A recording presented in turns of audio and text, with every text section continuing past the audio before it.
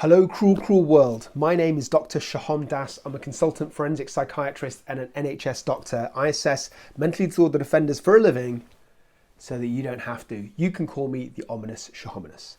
This video is a psychoanalysis of Kanye West's recent outrageous behaviour. So what's happened? Well, Kanye has been locked out of both his Twitter account and his Instagram account after posting some anti-Semitic messages. His account was suspended at the weekend after he accused rapper Diddy of being controlled by Jewish people. Luckily though, Kanye saw the error of his ways and he apologised. Just kidding, we're talking about Kanye West, so he literally did the opposite of that. He responded to his suspension by rejoining Twitter, even though he'd not tweeted for 2 years, and saying, and I quote, that he would go DEFCON on 3 on Jewish people, which earned him a second disbarment. So, as you probably know, Kanye has previously been diagnosed with bipolar affective disorder. So in this episode, I'm going to answer these questions. What is bipolar affective disorder? Is Kanye's behaviour typical of this illness? If not, is he maybe doing it for attention? Or is this all just his wacky personality? Is the phrase white lives matter offensive? And if so, why? And many other questions. So sit back, relax, and welcome to Psych for Sore Minds. So why mention the White Lives Matter? Because this incident came very shortly after Kanye West drew criticism for wearing a White Lives Matter t-shirt during Paris Fashion Week. And since then, the Anti-Defamation League has called the phrase hate speech and has attributed it to white supremacists who themselves began using it in 2015 in response to the Black Lives Matter movement.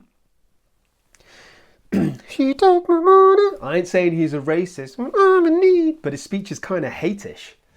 So, a psych for sore guys and gals, I know that you're intelligent enough to know the following, but just in case there's anybody watching this who doesn't understand, I'll explain why White Lives Matter is offensive as a concept and as a phrase. Because the term Black Lives Matter isn't saying only Black Lives Matter. It's saying Black Lives Matter right now because there's a crisis, because black people are being systematically killed repeatedly by the police in the States. Something similar has definitely happened in the UK, not to the same extent. So everybody knows that all lives matter. That's obvious. It's too obvious to have to say out loud and to have to put in the statement. That is not the point. The point is white lives are not in crisis. And by suggesting that white lives also matter, which is obvious that everybody already agrees with, that kind of takes shine away from the Black Lives Matter movement and it kind of dilutes the effort. So here's an analogy for that. As we all know, there's a cost of living crisis going on, the energy prices are rising, and we know that it's pushed some families into poverty. So imagine if there's some kind of protest on behalf of people on the poverty line, and then suddenly some posh, privileged, rich person turns up and says, well, the price increases bother me as well. I don't want to pay more energy bills. I can't afford to feed 𝐏𝐬𝐲𝐝 to my pony. Nobody wants to pay more in their energy bills. That is obvious. That's so obvious you don't need to say it. The difference is that some people are literally possibly going to starve to death. So they need support, they need finances, they need extra attention, not you. That's my analogy of the Black Lives Matter versus White Lives Matter concepts phrase. To give you a more obtuse analogy, that to me is like the equivalent of a full-grown adult going into a kid's birthday party while they're singing happy birthday to the kid and interrupting and going, oh, by the way, I've also got a birthday. Can you make sure you sing happy birthday on my birthday, and can I get a present please? It's next June. We all know that you have a birthday. Everybody has a birthday. It's obvious. That's not the point. The point is, at this moment in time, this kid is with his family who've paid for this venue with his friends, having happy birthday sung. The presents are his or hers.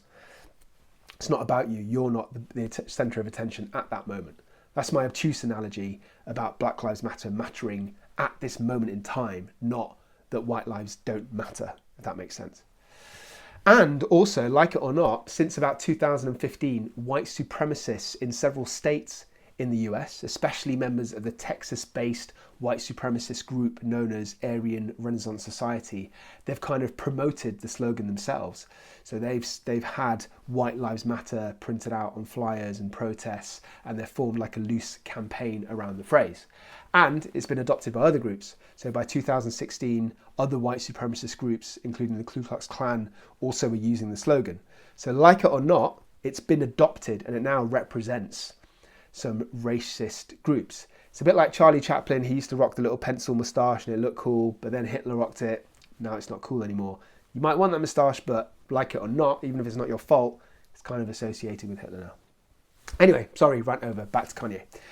So West's stunt immediately drew criticism from his peers. Among them was Diddy, who posted an Instagram video saying he did not rock with the slogan. And then he whispered off going, take that, haha. And then he wrote, all lives matter, but Black Lives Matter. Don't play with it. Don't wear the shirt. Don't buy the shirt. Don't play with the shirt. It's not a joke. That's what Diddy said. And then he also, again, said, take that, haha.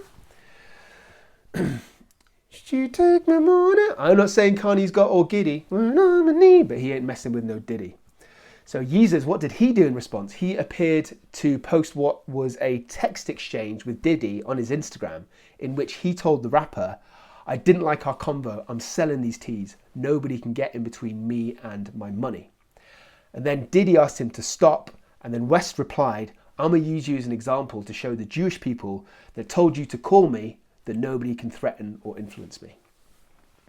And then to piggyback onto this, last week, Kanye gave a lengthy interview to Fox News host Tucker Carlson, and Tucker very reasonably asked him about the whole White Lives Matter t-shirt debacle. And he said to Carlson that it was funny and it was the obvious thing to do.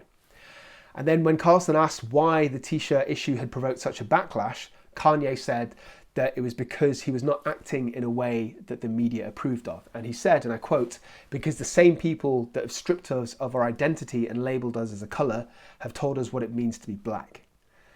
Now I have to say that doesn't make sense to me, because Black Lives Matter was a grassroots movement. It was formed by a need and a want to support the victims and the families of unarmed black men that were killed by the police. It wasn't coined, it wasn't created by the media. And it's also not the media that are saying that White Lives Matter is racist, it's all of society. Okay, so that's all background, that's all context. Now let's get into the interesting bit, the bit that's connected to my area of expertise as a criminal psychiatrist, which is the psychoanalysis of Kanye West.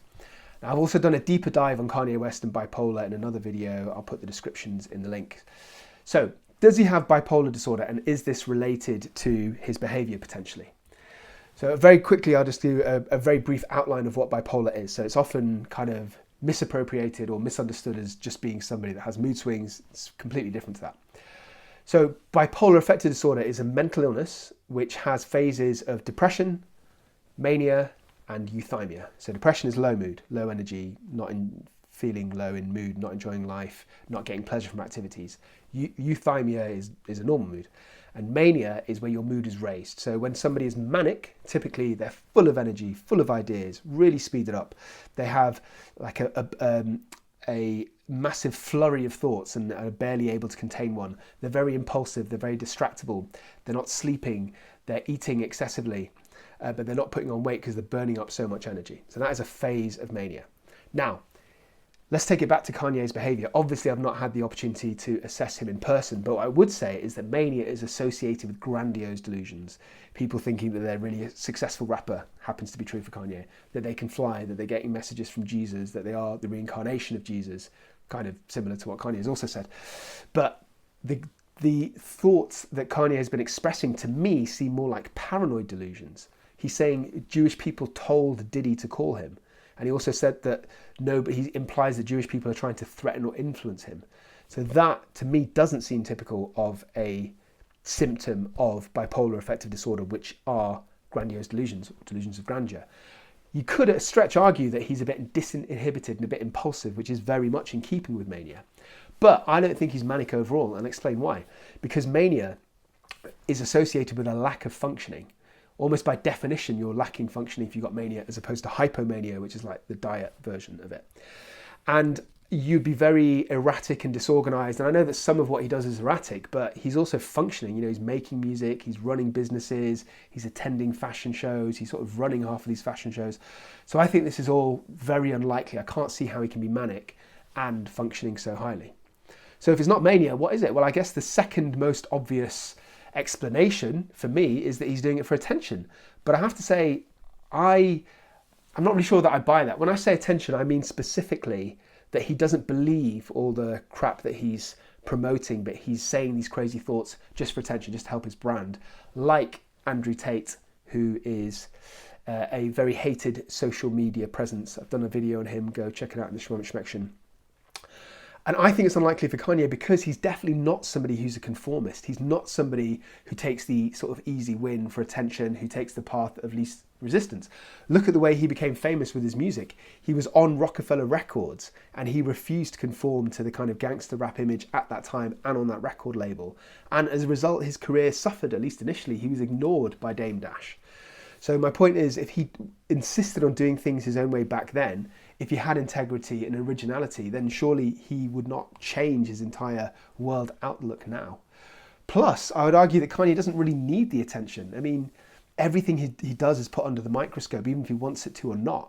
You know, he's constantly being hounded by paparazzi. He's already one of the most famous people in the world. I just don't think it's likely that he would want more attention negatively unless he was absolutely invested in his beliefs. So if it's not those things, what is it? Well, this is a bit of a lame answer, I apologise, but it's what I believe. I think that it's more to do with just his general outlandish, outrageous personality. Everything that he's done is well, not everything, but a lot of things he's done are bizarre, from wearing the MAGA hats to kicking Taylor Swift off the stage on behalf of Beyonce. And I think that he is surrounded by yes men, and he has so many fans that worship him that this emboldens his really weird beliefs. It encourages his outrageous kind of thoughts and statements. So to put it this way, if Jeff from Accounts suddenly wore a White Lives Matter t-shirt, Jeff's getting fired and he's possibly getting bitch slapped by his colleagues on the way out of the office. But because Kanye is Kanye, there's no societal feedback. Or there is, but yeah, I'll rephrase that, because he does get criticised, but he gets praised so much that the criticism is kind of drowned. And because overall he has everybody praising everything he does, there's no filter, there's no reason for him to change his behaviour. Plus, I think it actually helps his brand, even though I said, and I believe that he's not doing it intentionally, it does. All the controversy does help his brand. It keeps him in the public consciousness. So I've rambled on long enough. To summarise, although Kanye West does have bipolar affective disorder, I don't think that these kind of comments are that typical. I think it's more to do with his shocking, outrageous, extreme kind of mindset. So I'm saying that I think it's more to do with his inbuilt personality, which has always been a bit on the edge, kooky, quacky, racy, as opposed to actual mental illness. There is a slight chance that it's at least encouraged a little bit by bipolar in terms of disinhibition and impulsivity, but I think it's unlikely because, as I said, I don't think he's manic because of his level of functioning. Okay, hope you find all of that interesting and 𝐏𝐻𝐻𝐻. Have I got it wrong? What do you think? Let me know in the 𝐏𝐻𝐻𝐻 section below. I've done other videos on Kanye. As I said, I've done a video on Andrew Tate, also on Jordan Peterson, looking at his behaviours and what that says about his personality. And if you like rap, I've also done a video on a Wu-Tang affiliate rapper called 𝐏𝐻𝐻, who in a state of drug-induced psychosis cut off his own penis. I kid you not. Go check it out. Links in the comments, in the description, as always. You know what I'm talking about. Oh, by the way, check out my Insta. I'll be completely honest with you, psych for all guys and gals. Sorry, I've got an itchy nose.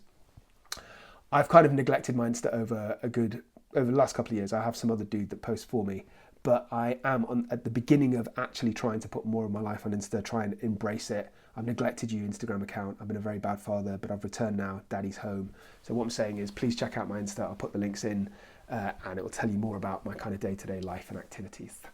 That's it. It's enough for me. Have a blessed day. Stay euthymic. And do not forget, I love you.